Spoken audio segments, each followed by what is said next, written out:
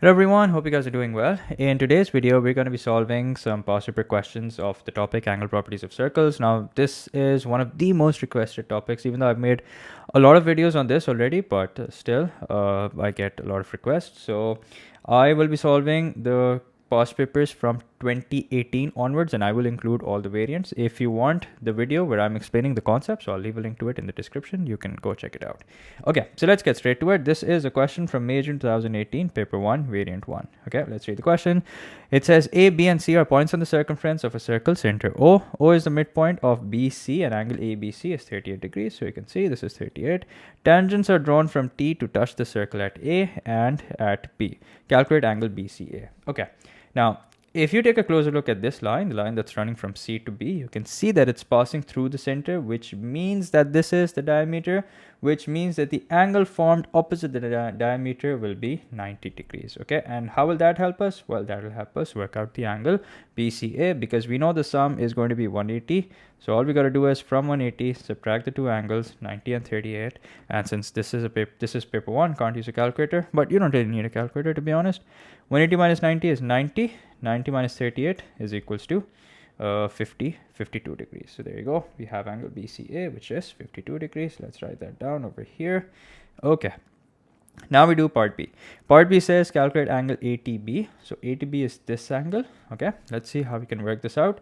So remember the question said that tangents are drawn from T to touch the circle at A and B. Now what do we know about the tangent?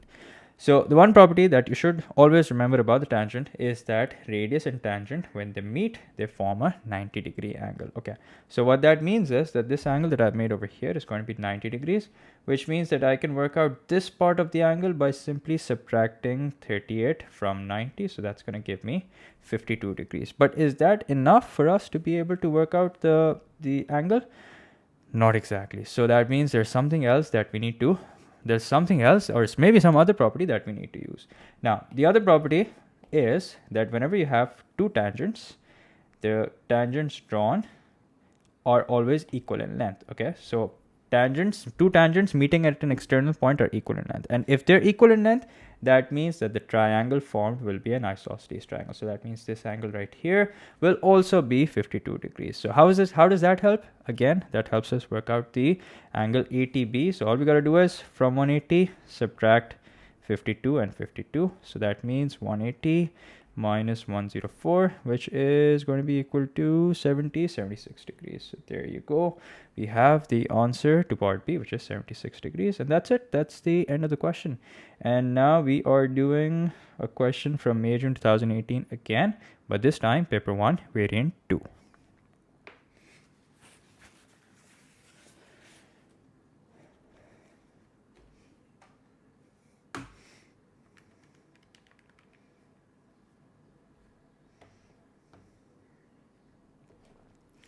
Okay, so it says the diagram shows a circle, center O, that passes through A, B, C, and D. All right, have a closer look at the shape.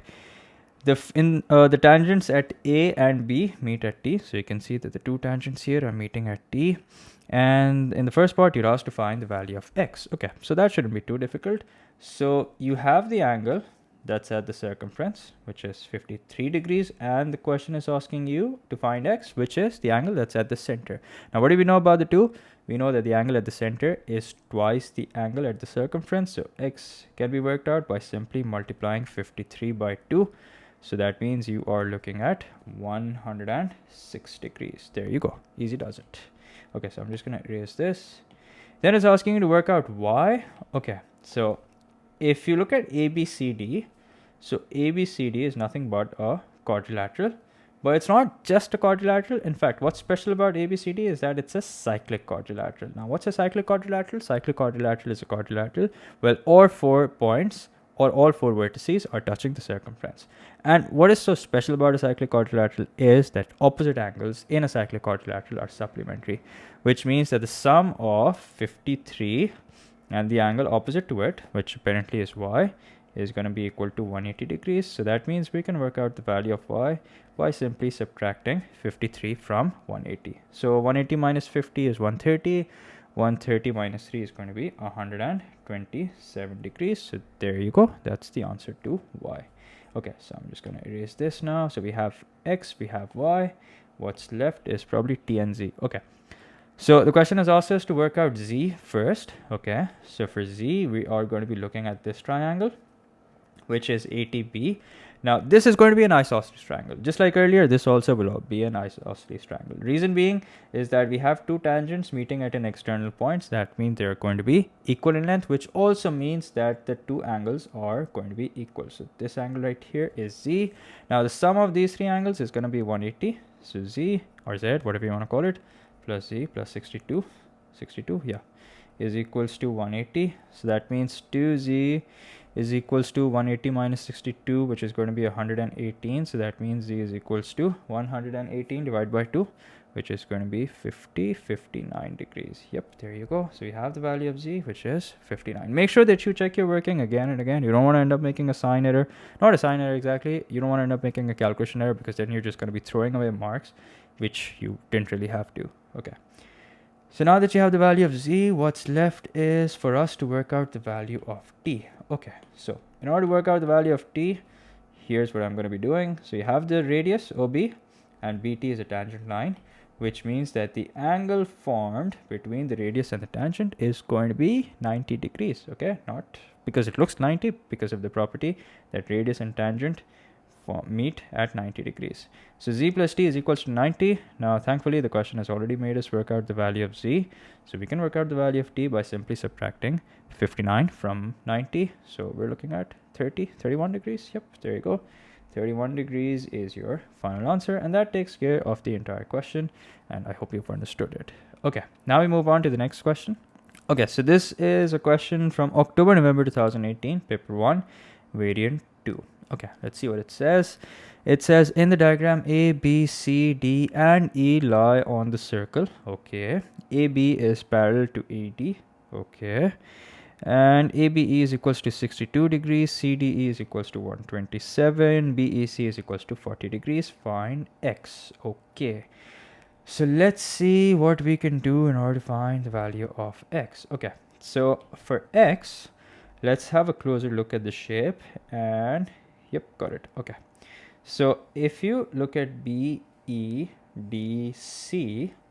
you'll notice that this is a cyclic quadrilateral. Okay, why? Because all four vertices are touching the circumference. Okay. Now, how does that help? Well, in a cyclic quadrilateral, we know, or we should know from prior knowledge, that the opposite angles are supplementary. So that means x plus 127 is equals to 180, which means that we can work out the value of x by simply subtracting 127 from 180. So that gives us what? That gives us 53 degrees. So that gives us the value of x, and I'm going to erase this so that it looks clean. So that was the value of x. Now let's find the value of y. Okay, so in fact, you know what? I am going to write down the value of x because I think I'm going to need it in order to find the value of y. On the second thought, I won't. Why? Because if you look at this over here, CEBA, you'll notice that we have the property which is called the same segment. Okay, so we have angle 40, which is facing this arc over here, BC, and we have angle Y, which is facing the same arc, or you can say the same segment. Okay, so what happens when you have such a case? That means the angle opposite the same arc or the same segment are equal, given that they're formed at the circumference. So we're checking all the boxes over here. The two angles are being formed at the circumference and they're facing the same arc. So that means for y, there's nothing that needs to be done. In fact, it's straight away going to be equal to 40 degrees. And there you go. That's the answer. Okay. Okay. Then the question is asking you to find the value of z. Okay. So surprisingly, we haven't used these parallel lines over here. So my guess would be that for z, that's something that we're going to have to use. Okay. So let's see.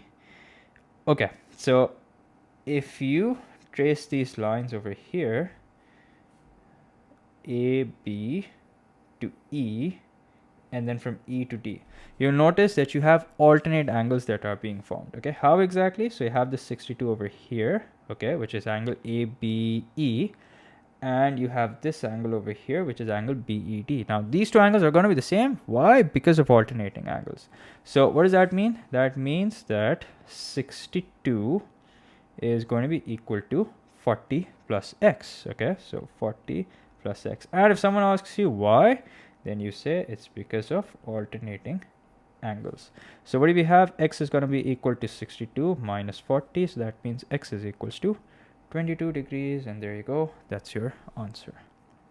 So that's it. That was the question from, that's the end of the question. And I think we're done with questions from 2018. Okay, no, we're not. Okay. So here's another question in which it says show that triangle OAT is congruent to triangle OCT. Okay. So I should mention that this topic, angle properties of circle, usually comes with sometimes similar and congruent triangles, sometimes even trigonometry. But although mostly it comes as a standalone topic, but when it comes with the topic, it can come with trigonometry or it can come with similar and congruent triangles. Okay. So OAT is right over here. I'm highlighting it in green. Okay. And then OCT is right over here, which I'm highlighting in red. Okay. So let's see how we can prove that these two triangles are congruent. Okay. So first things first, this angle right here is going to be 90 degrees. Why? Because of radius and tangent, and we have to give a reason for each statement that we make. So we start by saying OAT is equals to OCT. Okay, let's make an angle sign over here. Okay, which is equal to 90 degrees. Why? Because of simply radius and tangent. Radius and tangent. Okay. Then let's see, what do we have? Okay, so this, by the way, is an angle. Okay, and then OT is going to be equal to OT because this is the common length. Okay, so what do we say? We say that this is the common length, and OT is also the hypotenuse. Okay, so we're gonna write h over here, and then OA is equals to OC, and this is one side. That's common. And why is it common, by the way? Because they're both radii of the same circle. Okay, now the reason why I've written this is because whenever you're stating that two triangles are congruent, so you also have to state the property due to which you have said that the two triangles are congruent. Okay, so what do we have here? We have a right angle. Okay, we have hypotenuse that's common, and we have another side that's the same. Okay, so that means the property that I've used over here is basically RHS. Okay, so this is the hypotenuse. Okay, sorry, this is not the hypotenuse, this is the side.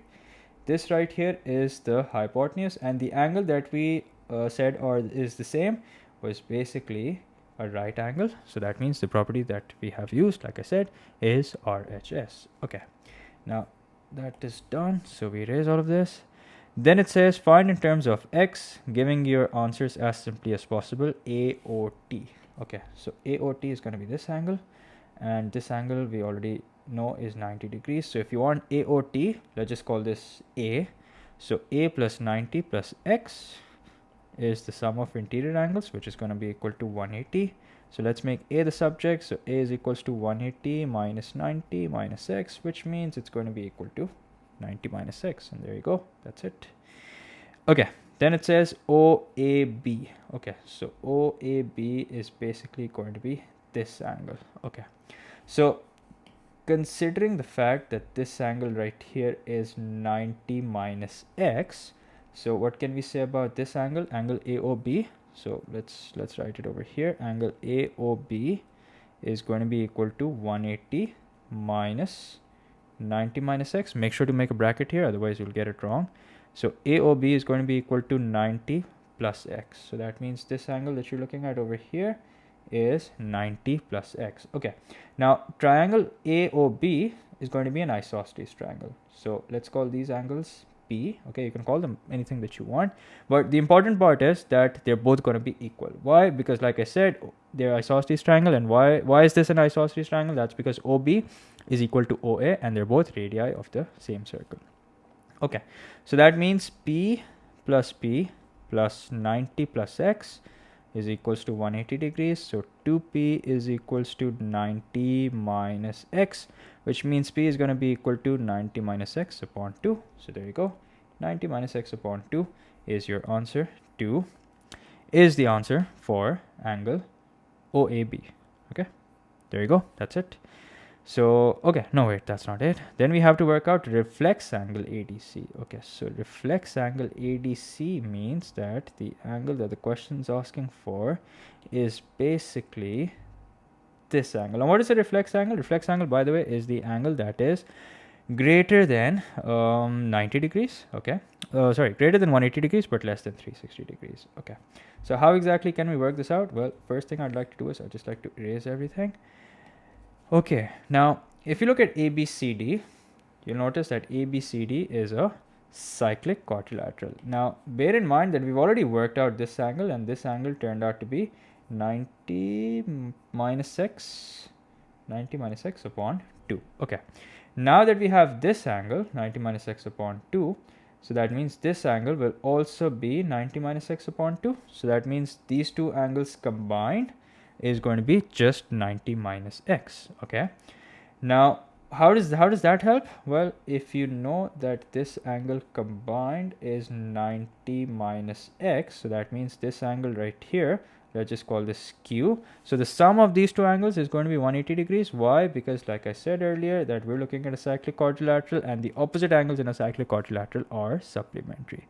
Okay, so that means q plus 90 minus x is equals to 180. Now let's solve for the value of q. So that means we're looking at 180 minus 90 plus x. So there you go. Q is equals to 90 plus. Now bear in mind that the angle q that you've just worked out is not the angle that the question was asking for. The angle that the question was asking for was the reflex angle right here. So how do you work out the reflex angle? Well, all you got to do is take 90 plus x and subtract it from 360. So if you do that, that means you're now looking at 270 minus x, and there you go. That, folks, is your final answer.